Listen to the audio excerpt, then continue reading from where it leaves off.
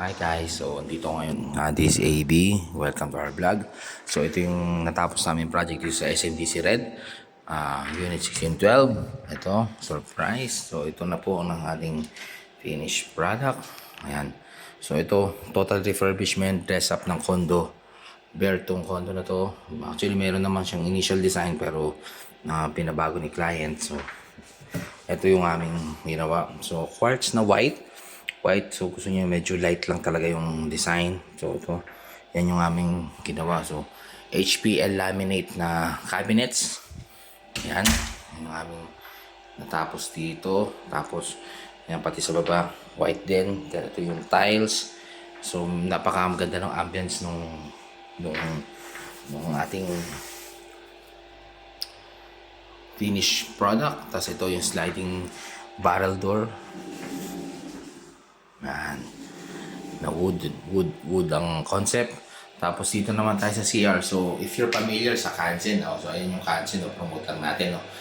Marami mga artista at mga sikat na tao na kumukuha ngayon dyan sa Kansen, and we're lucky na isa yan sa mga na-install natin ngayon. So actually ano si Malupiton is pinopromote siya. So yan, so libre promotion na rin. Hi Kansen.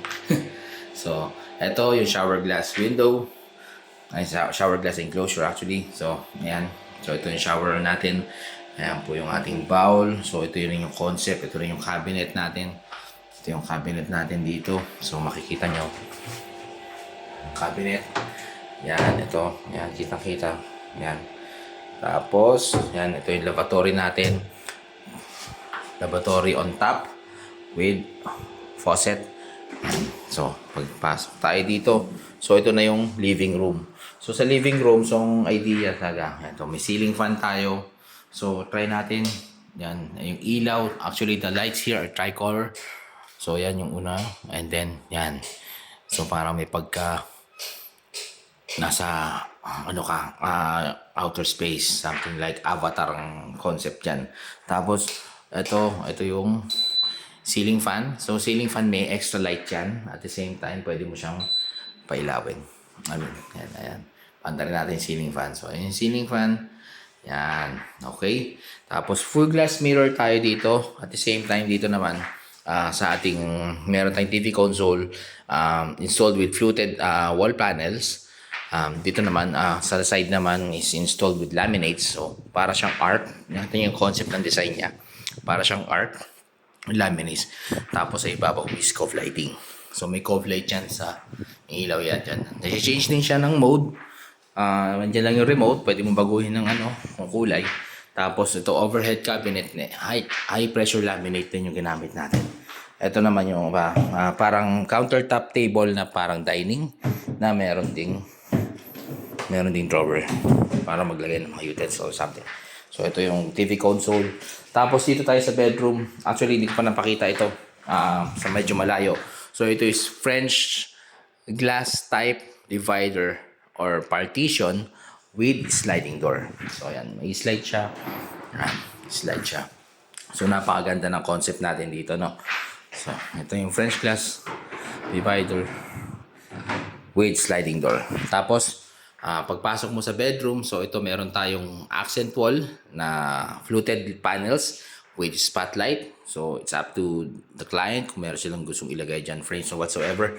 And dito naman aircon, na-install na po rin po ang aircon dito, split type aircon. Tapos ito master's bedroom na closet. So ito tatlong big panel closet yan. Tapos meron pa sa taas. Meron din dun sa tuktok, pwedeng lagyan ng kung ano abubot. At the same time, ito may fluted tayo, design accent wall ulit, together with vanity. Should I say vanity or study table? It's up to them how they will use that one. Tapos dito, of course, di ko na siguro yan na yung taso. Wala naman kami binago dito sa may terrace.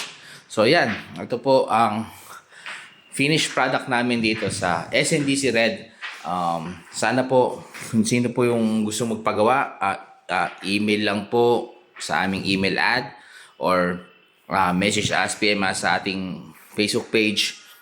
And also, kung meron kayong mga subscribe also sa ating video YouTube channel, EAB Design Construction Services channel namin po na para for more videos at baka meron tayong for more mga pwede naming mga matutunan sa araw sa anything about construction. So nagba-vlog po kami doon ng lahat ng ginagawa namin.